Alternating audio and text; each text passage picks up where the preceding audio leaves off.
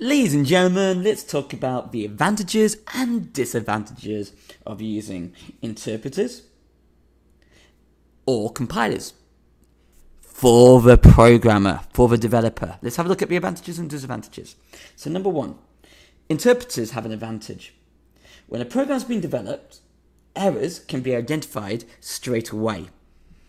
So, immediately. And what that means is very, very simple. You don't actually have to wait for the whole source code to be ran. The error will pop up straight away as you are programming. It'll come up with an X next to it, like in Python. So, I'll say that again. Interpreters literally immediately identify errors in code. And this allows the developer to actually make changes there and then, without actually having to wait for the whole source code to be read. But the interpreter has disadvantages. And a disadvantage is, let's go to Python for a second. If we actually had right now an interpreter running, what would happen is that it will skip the errors and run the code, which means that sometimes, not all the time, but sometimes, parts of the code where there are some errors won't be accessed. So if they're still present and we forget to change them, we might not discover it until it's too late. So for example, if I run this code right here and right now, if it was an interpreter, and I forget to make the changes, it would run. And what would happen is, it would skip this line here, and it will just come onto here. And if it skips this line here, because there's a mistake, I'm missing an L, my game will never set score to 0. And I might discover that too late when I release the game if I haven't tested it properly. So interpreters are great because it will come up like on Repler with an X next to the line if there's an error.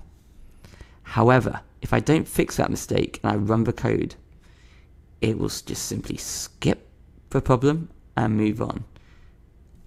And that's a disadvantage. The interpreter also has another disadvantage, and that is, if it is error-free and it works perfectly, which is great, what will happen is the following.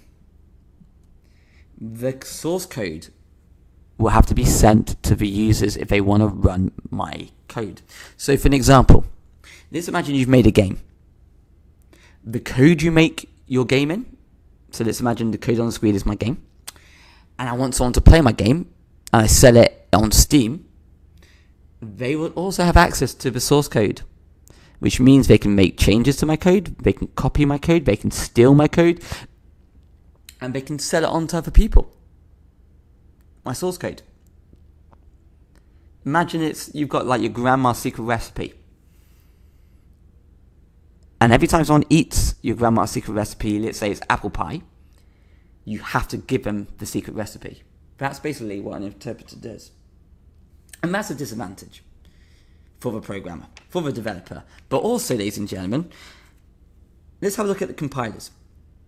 So compilers, on the other hand, when you send your programs when they're finished to the users, it sends them as an executable file. That means they cannot see the code. So think about every game you've ever played, bought, downloaded. You cannot see the code. I can't see the code to any, if I go to downloads, of my executable files.